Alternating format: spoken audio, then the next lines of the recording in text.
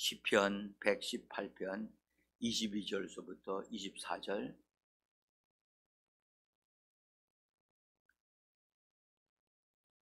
22절서부터 24절까지 읽겠습니다. 읽습니다. 건축자가 버린 돌이 집 모퉁이의 머릿돌이 되었나니 이는 여호와께서 행하신 것이요 우리 눈에 기이한 바로라. 이 날은 여호와께서 정하신 것이라.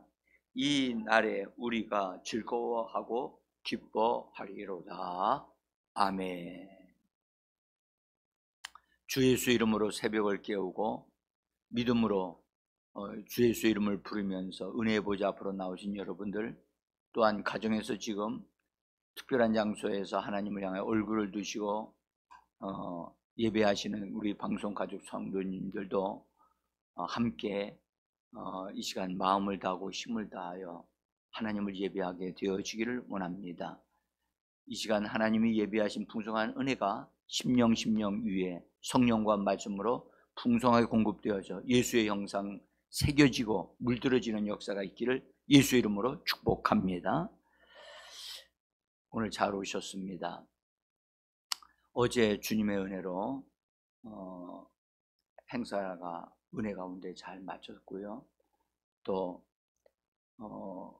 참 감사한 것은 비가 막 아침에까지 막 오다가 우리가 행사를 막 시작하려고 하는데 멈추고 햇빛이 나가지고 아주 잘 됐어요. 정말 좋았고, 그 다음에 어쨌든 지방에 오신 분들도 많이 좀 오셨어요. 몇 교회가 빠졌지만은 어쨌든 다 오셔서 감사하고, 산에까지 올라가셔가지고 손 들고 기도하시는 그 모습이 교회에 앉아서 기도하는 것과는 전혀 달랐어요. 달랐고, 더 그분들이 대개 목회자가 되시는 분들은 기도하는 분들이고 또 용사들이시거든요. 그래서 원수들을 향하여 기도하고 절이하는 그런 기도를 해주셔서 감사하고, 어쨌든 그분들이 다 얘기를 하시더라고요. 참 여기 좋은 환경이다. 근데요, 참 여러분들, 원수 마귀는요, 이 땅에 좋은 곳은 다 그놈이 다 차지하고 있어요. 좋은 곳은. 그래서 성경에 마귀를 가리켜 세상 임금이라고 한 것이고요. 그러면 이 땅에 있는 부분들을, 좋은 걸 다 차지하고 있는 것을, 그들을 제거하고 쫓아내야 할 사람이 누굽니까? 예수 믿는 사람들밖에는 없어요. 그래서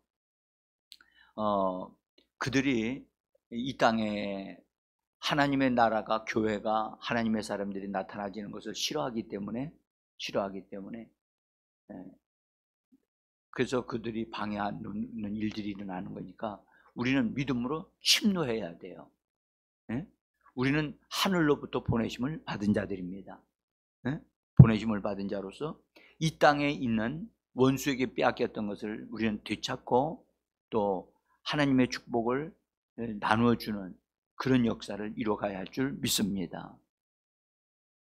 자, 이제 우리가 지금 계속해서 부활하신 날에 대한, 부활하신 날, 그날 예수님에게 되어진 일들을 하나씩 좀 살펴보고 있습니다. 우리가 예수님이 부활하시면서 첫 열매가 되셨고 또 하나님의 맏아들이 되셨고 하는 이런 것들 하나하나를 이는 하늘에서 되어진 거기 때문에 성경에서 찾아야 돼요. 찾아서 그것을 믿음으로 잘 이게 성경 구절을 통해서 발견하고 그것이 내 것이 되게 해야 되거든요. 그래서 하늘에서 되어진 일이기 때문에 우리 눈에 그렇게 탁탁 이렇게 들어오지는 않습니다. 그러나 성경을 우리가 자세히 주의하여 보면서 성령의 도우심을 받으면 우리가 그런 걸 알 수가 있는데, 오늘 시편 118편에 있는 이 말씀은 찬양을, 이 시편은 하나님을 노래하는 거였거든요. 영감을 받아서 찬양을 하고 하나님 앞에 감사하라 하면서 118편 하시는 감사하는 가운데 하나님이 주시는 말이 이게 흘러나온 거예요. 흘러나온 일부, 오늘 읽었던 말씀 22절부터 24절에 있는 말씀은 예수님이 부활하심으로 부활하신 그날을 하나님이 특별히 지정하셨고 이 날을 특별히 하나님이 만드셨다는 거예요.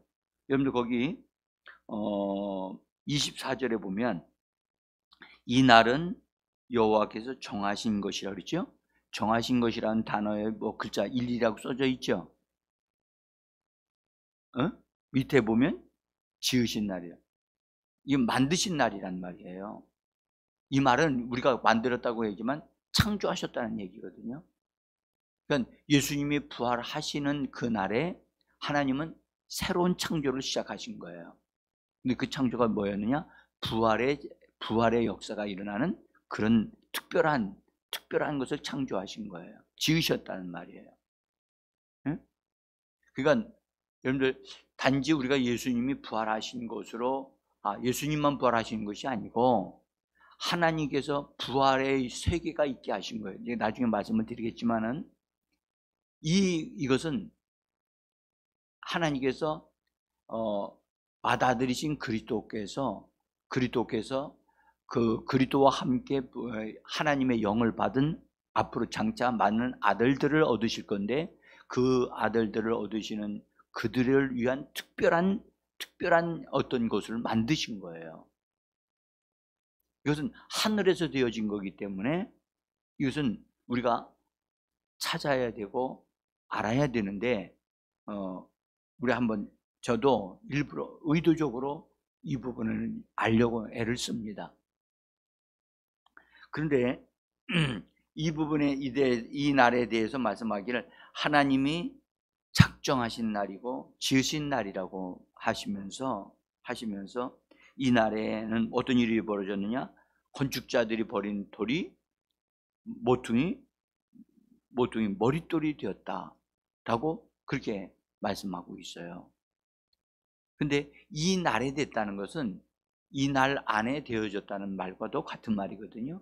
그러니까 부활하신 날에 되어진 거예요. 여러분, 부활은 예수님이 안식 후 첫날 새벽에 미명에 예수님 부활해서 이제 그날 안에 되어진 어떤 것인데, 그 날은 우리가 알기로는 우리가 말하는 이런 날이 아니고 하나님에게 있어서 하늘에서 아주 특별하게, 그래서 부활의 영역이 만들어지고 영역 안에서 활동하는 어떤 놀라운 일이라고 저는 생각을 하는데, 어쨌든 이 날은 우리 이 땅에 있는 믿는 자들에게는 굉장히 축복스러운 날이라 오늘 말씀하기를 즐거워하고 기뻐하는 날이라. 그래서 즐거움과 기쁨이 넘치는 날이라. 이것이 바로 주일이란 말이에요.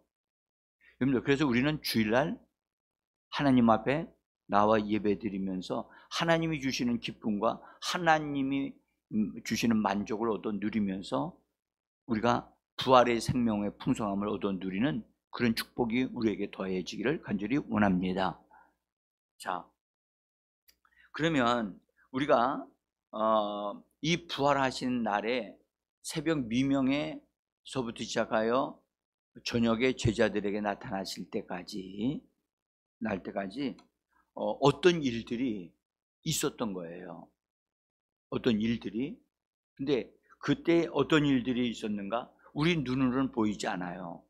그러나 하늘에서 되어진 일들을 우리가 성경을 통해서 하나씩 찾아가면서 우리가 그것을 보려고 하는 겁니다. 그래서 저는 이걸 이렇게 하늘 행정, 하늘에서 되어지는 하나님의 일들인데, 그것은 하나님 안에서 계획된 일이었고, 그것을 예수님이 부활하시면서 하나님의 그 아들이신 그리스도가 이 땅에서 육신적으로 고난을 받고 그 다음에 엄청난 일을 하고 올라오셨기 때문에 하나님 아버지로서는 대환영을 하시는, 그 다음에 보라 내가 아들을 얻었도다 하신 만큼 하나님은 기쁨이 충만하셨단 말이에요. 그래서 그 이후로 어떤 일들이 있었는지는 우리가 더듬어 찾아야 될 수밖에 없어요. 자, 일단은 우리가 알 수 있는 것은 성경에 나타나고 있는 것들, 예수님이 새벽 미명에 부활하셔서 첫 번째로 나타나신 것은 그 막달라 마리아에게 나타나셔서 만지지 말라고 하셨고, 그렇게 하신 게 첫 번째 일이고, 바로 그 여인을 만난 다음에, 만났을 때 예수님이 예수님이 제자들이었는데, 본래는 하신 말씀이 내 제자들이라고 말씀하지 아니하시고 내 형제들이라고 얘기를 하셔요. 이것은 엄청난 변화거든요. 형제들이 되어지려면 여러분 동일한 생명을 부여받아야만 형제가 되어질 수 있어요.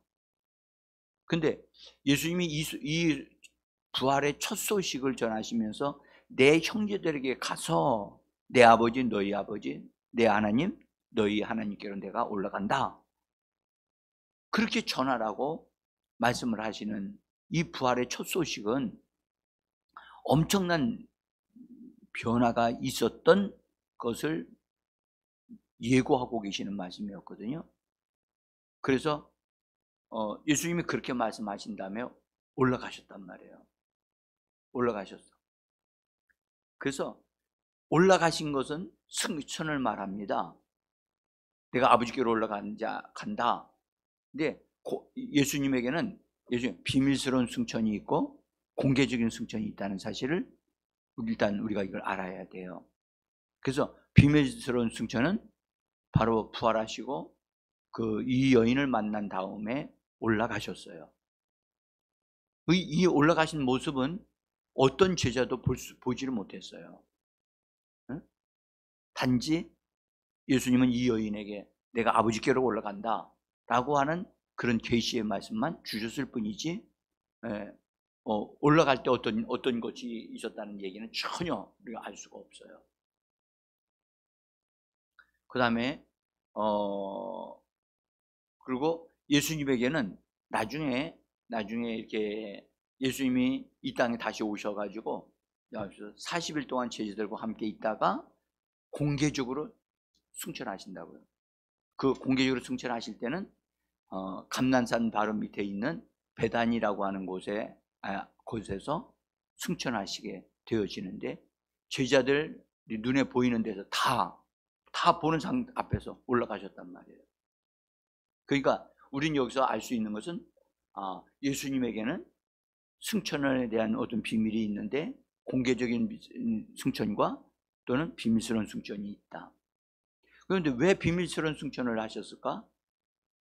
비밀스러운 승천을 하셔야만 됐기 때문에 비밀스러운 승천을 하신 거예요. 자, 한번 볼까요? 여러분, 예수님이 이 땅에 육신을 입고 이 땅에 오셨죠? 육신을 입고 이 땅에 오신 것은 공개적으로 오신 건가요? 비밀스럽게 오신 건가요? 응? 아니요. 공개적으로 오시지 않았어요. 비밀스럽게 오셨어요. 만약 공개적으로 왔다면 어떤 일이 벌어졌느냐 하면 원수의 강력한 반대가 있어가지고 엄청난 어려움이 있었을 거예요. 그래서 여인의 몸에서 태어났는데 이게 무슨 말인지를 몰랐거든요. 근데 예수님이 다시 오실 때, 예수님 내가 다시 올라가시면서 다시 오신다고 그랬잖아요. 공개적으로 하늘에서부터 이 땅에 공개적으로 오실 때는 이 땅이 감당치 못하는 엄청난 분으로 이 땅에 오신단 말이에요. 그때는 심판하시는 분으로 오시거든요. 그분이 육신을 입고 이 땅에 오실 때는 사람들을 구원하시기 위해서 오시는 비밀스러운 오심이에요. 그러니까 예수님은 이런 두 면을 가지고 있다는 사실을 우린 기억해야 돼요. 자, 일단 그래서 그분이 하나님께로 올라가신 다음에 첫 열매로 또 맏아들로 하나님 앞에 자기 자신을 드렸고, 하나님 그것으로 대만족을 얻으시는, 정말 하나님이 막 외치면서 찬양을 할 만큼 기뻐하실 만큼의 예수님이 그런 첫 열매가 되어 주셨습니다. 그 이후로 여러분들 한번 우리가 보세요. 하늘에 올라가신 것은 새벽에 올라가셨단 말이에요. 응? 시간적인, 하늘에서라고 하는 데는 거기 시간적인 개념이 없거든요. 근데 하늘로 올라가신 다음에 우리로서는 시간적인 것이 있어요. 미명에 올라가셨는데 나중에 보니까 예수님이 오후 정도에서 오셔가지고 다 또 이게 흩어져 있는 제자들을 만나셔서 특별한 저녁에 특별한 장소로 모이도록 인도하신단 말이에요. 그리고 저녁에 공개적으로 예수님이 부활하신 것을 드러내시면서 그들에게 보여주시고 그들에게 성령을 받으라고 하시는 놀라운 일을 이루시기까지의 시간적으로 보면 어느 것이 텀이 있단 말이에요. 새벽에서부터 시작하여 오후에 이르기까지 그 시간대에 어떤 일이 하늘에서 있었던 거예요. 어떤 일들이. 그러니까 우리로서는 그것을 다 정확하게 이렇게 알 수는 없어요. 그러나 더듬어 찾아서 이런 일이 있을 것이다 라는 것을 우리가 대강을 알 수가 있는데, 여기서 하나 이제 미리 말씀드릴 것은, 예수님이 비밀스러운 승천을 통해서 되어진 것과 그분이 공개적으로 승천하시면서 되어진 것이 분명히 있을 것인데, 그것을 딱 구분하기가 어려워요. 여러분, 예수님이 승천하실 때 보세요. 공개적인 승천하실 때 제자들 앞에서 올라가셨잖아요. 올라가신 다음에 10일 동안이라고 하는 기간이 있다가 오순절이 되어져서 성령을 부어주셨단 말이에요. 그러니까 10일이라고 하는 텀이 또 있어요. 그러니까 이런 부분들에 대해서는 우리가 어떤 일이 하늘에서 하나님에 의해서 준비된 일들이 진행되고 있었다는 것을 우리가 좀 내다볼 수 있어요. 자, 어쨌든 제가 여러분들에게 성경상으로 보면 예수님이 부활하시고 승천하신 가운데 하나님이 예수님을 지극히 높이셨다는 말씀 여러분 아시죠? 그리고 지극히 높이시고 하나님 보좌 우편에 앉게 하셨다고 그랬죠. 그건 언제 그렇게 됐느냐? 바로 부활하신 날 그렇게 되신 거냐, 아니면 공개적인 승천하심으로 되어진 거냐는 것은 알 수가 없어요. 그러나 분명히 하나님이 그를 지극히 높이셨다. 그리고 보좌 우편에 앉히셨다. 적어도 공개적인 승천하심으로 인하여 지극히 높여졌고, 그 다음에 보좌 우편에 앉게 하는 그런 일들은 있을 수 있었다 하는 것을 일단 말씀을 드릴 수 있어요. 그 다음에 우리가 지금 현재 다루고 있는 건축자들이 버린 돌이 모퉁이에 머릿돌이 되게 했다는 것은 언제쯤 더 그렇게 되시게 하셨느냐? 이것은 예수님의 산돌이 되신 이후에, 산돌은 부활하심으로 되어진 거거든요. 그 이후에 예수님이 모퉁이 돌이 되신 거거든요. 이것은 분명히 승천 안에서 되어진 거예요. 왜냐하면 부활은 예수님이 몸이 변화되고 변형되어진 거예요. 근데 여기서 모퉁이 돌이 되셨다는 말은 하늘의 어떤 위치에 앉으셨다는 말이고, 하늘의 어떤 면에 모퉁이에 하나님의 성전에, 이건 손으로 짓지 않는 성전이에요.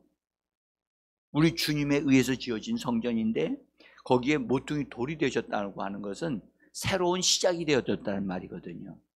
응? 성전이 지어지는 거예요. 모퉁이 돌은 양쪽의 벽과 벽을 연결시키는 코너스톤이거든요. 그러니까 두 벽이 이렇게 만나서 그것이 연결되게 하는, 다시 말하면 유대인들 가운데 예수 믿는 자들, 이방인들 가운데서 예수 믿는 자들을 연결시키는 돌이 바로 모퉁이 돌이란 말이에요.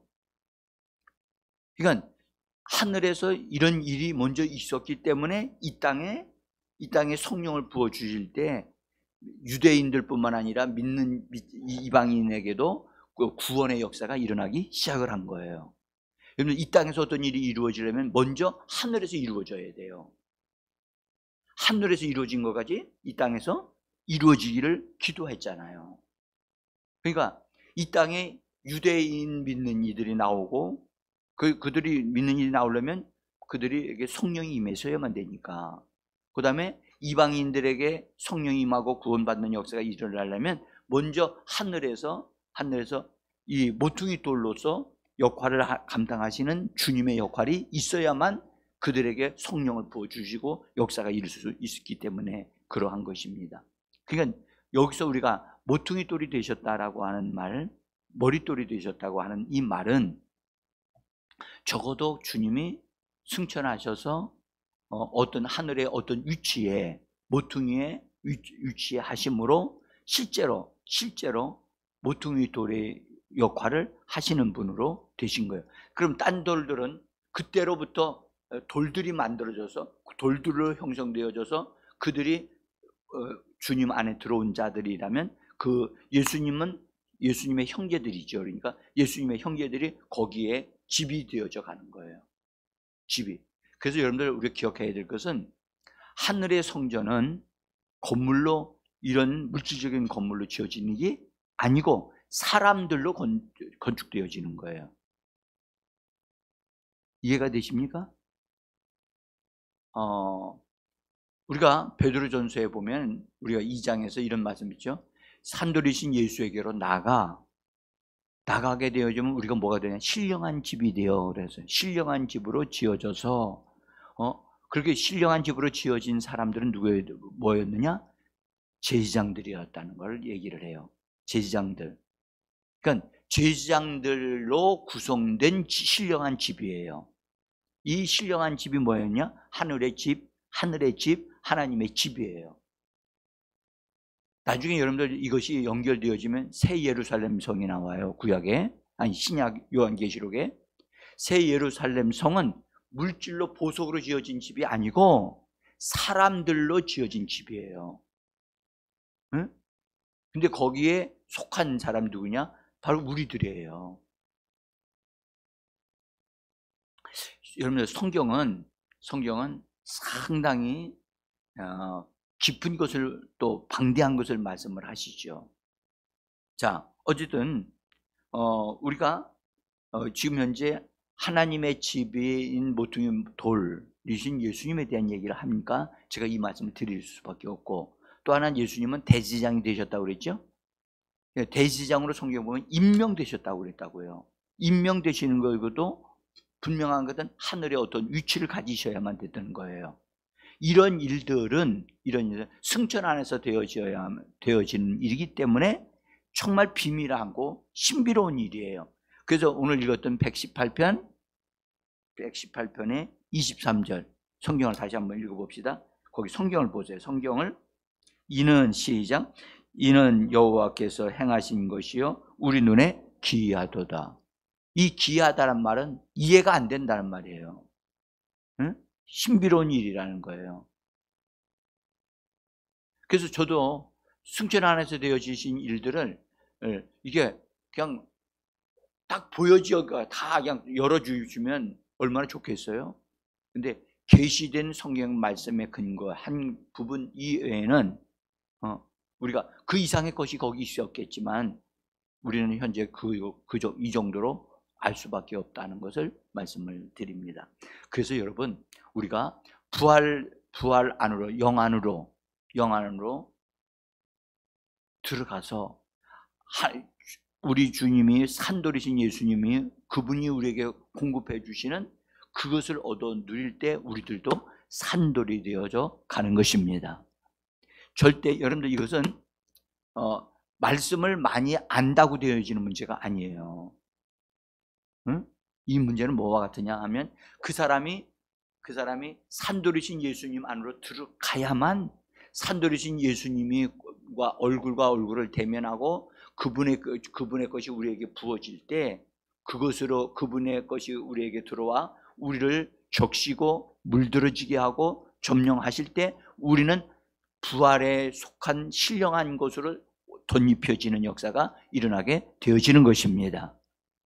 이 부분은 모세를 통해서 모세가 여러분들 40일 동안 시내산 안에 들어가 시내산에서 하나님 안으로 들어갔잖아요. 들어가고 나니까 어떤 일이 벌어졌느냐. 자기는 몰랐어요. 자기는 어떤 자기에게 변화가 일어나는지를 몰랐는데 시내산에서 내려올 때 보니까 사람들이 깜짝 놀래가지고 너무너무 모세의 얼굴이 광채가 나니까 도저히 볼 수가 없어서 얼굴을 좀 가려달라 해가지고 수건을 썼다고 그랬잖아요. 우리가 그런 사람이 되어 가고 있다는 걸 믿으셔야 돼요. 아멘? 여러분들 이거 그분 안에 들어간 사람들만이 얻어 누리는 축복이에요. 그래서 여러분 주 안에 거하라. 주 안으로 들어가라. 그 산돌이신 예수에게로 나아가라. 그런 말씀하시잖아요. 그냥 우리가 그 안으로 들어가게 되어지면 거기로부터 그분으로부터 공급되어지는 놀라운 것이 우리에게 들어온단 말이에요. 주입되어진단 말이에요.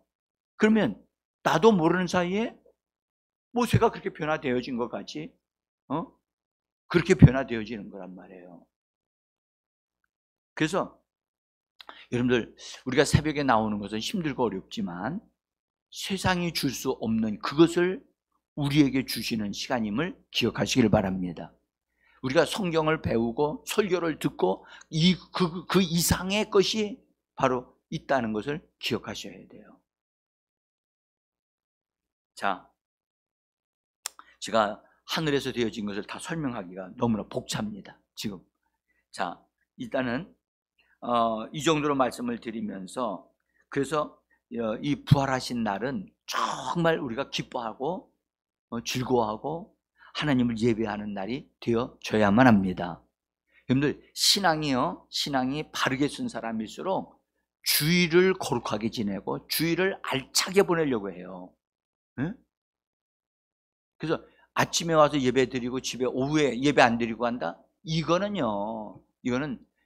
하나님을 너무 모르는 사람들이 하는 행동이에요. 안식일보다 큰 날이 주일이라고 그랬잖아요. 그죠? 안식일을 완성시킨 날이 주일이에요. 그러면 생각해 보세요. 안식일 날 하나님이 안식일을 거룩하게 하시고 복 주셨다고 그랬잖아요.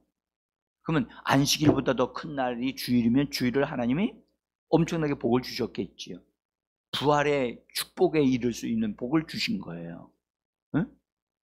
그 다음에 이 안식일을 지키지 아니하는 자들에 대해서 성경 뭐라고 그러냐면 그들을 제거해 버리겠다고 그러셨거든요. 응? 근데 주일날 예배를 예수님이 부활하신 날 예배를 드리지 아니하고 자기 마음대로 한다? 그게 예수님이 부활을 하신 날을 축복하신 것을 아는 사람이 할 수 있는 행동이냐고요. 아는 사람은 그렇게 할 수가 없어요. 여러분들 그 가치를 아는 사람은 그 가치는 절대 놓치지 않아요. 네? 한번 제가 얘기해 볼까요? 여러분들 예배 한번 드렸는데 금 10돈을 준다. 내가 꼭 한번 하는 날이 오기를 원해요. 우리 교회의 재정이 넉넉하게 되어지거나 하나님 축복해 주셔서 한 몇천만 원을 금으로 딱 만들어 가지고 제가 딱 날짜를 정해서 이날에 몇 시까지 예배에 딱 참석하시려면은 이 금을 드리겠습니다. 그때는 내가 틀림없이 새벽에 할 거예요. 새벽에. 진짜입니다. 그러면 어떤 일이 벌어질까요? 딱 순서대로 들어오게 할 겁니다. 순서대로. 의자 수만큼만 앉게 할 겁니다. 라고 한다면 아마 난리 날 거리요. 난리 날 거리요. 여러분들, 이것을 제가 왜 이런 말씀을 드리냐 하면 정말 침노하는 자가 뺐습니다. 응? 성경에 침노하는 자가 뺐는데 우린 침노하지를 않으려고 그래요. 응? 그러니까 그것이 얼마만큼 장래에 자기를 가련하게 불쌍한 존재가 되게 하는가를 알아야 되는 거예요. 우리가요, 제가 새벽 예배를 나오게 하려고 강조해서 하려고 하는 게 아니에요. 나는 성도들로 하여금 영적인 부유한 자가 되기를 원하는 거예요. 부활의 생명을 얻대도 풍성히 얻어 누리는 자가 되기를 원하는 겁니다. 네? 힘들지 않은 사람이 누가 있어요? 네? 새벽에 나오는 거 안 힘든 사람 있어요? 아니, 어째 힘들어요? 아니, 안 힘들죠? 그냥 새벽에 나오기가 너무 신나죠? 여러분들, 육신을 가진 사람이라면 절대 그렇지 않아요. 다 힘들어요. 응? 그런데 주님을 향한 열정, 뛰어난 부활에 이르기를 사모하기 때문에 그런 거예요. 아멘? 그래서 속히 금 10돈은 못 주더라도 한 돈씩 드는 날이 속히 오기를 원합니다. 아니, 우리 교회 의자 수대로 다 간다면 한 70돈이 있어야 되거든요. 얼마 정도 필요할까요? 네? 3,200만 원. 예, 넉넉하게 5천만 원을 좀 마련이 되었으면 좋겠어요. 그래서 딱 주고 순서대로 딱 잘라서 더 이상 안 됩니다. 다 돌려보내고 들어온 사람만 딱 예배 드리고 딱 주는 거예요. 어? 얼마나 멋있어요? 어? 아니, 정말 여러분들 침노하는 것이 어떤 걸 알아야 되거든요. 어? 그 새벽 예배 나가기 위해서 준비해야 돼, 안 해야 돼요? 해야죠. 아마 그렇게 하면 잠도 안 자고 와서 기다릴 거예요. 그렇죠? 잠도 안 자고 와서 줄 쓸 거예요. 그럼 줄 서지 못하게 해야죠, 뭐. 줄 서면 뻔하잖아요. 다 보이니까. 그냥 줄 서지 안 됩니다. 그거 다 그러면 못 나오게 하면 아마 틀림없이 이 근처에다가 다 방 하나씩 얻어가지고 이따가 나올 거예요. 여러분들 정말 침노하는 것이 무엇인지를 알아야 돼요. 자, 오늘 우리가 부활 안에서 이 부활하신 날에 하늘에서 얼마나 놀라운 일들이 일어났는가에 대한 것을 제가 잠깐 말씀드렸어요. 여러분, 우리가 은혜의 보좌로 나가고 지금 부활하신 그리스도를 산돌이신 예수님에게로 들어갈 때 그분으로부터 공급되어지는 어떤 것이 우리 영 안으로부터 우리의 마음 안에까지 이르게, 심지어 말씀을 통해서 우리 죽을 몸까지도 변형이 되어지고 점령을 당하고 있다는 사실을 믿으시고 믿음으로 침노하는 믿음의 말과 기도를 해 주시기를 부탁합니다.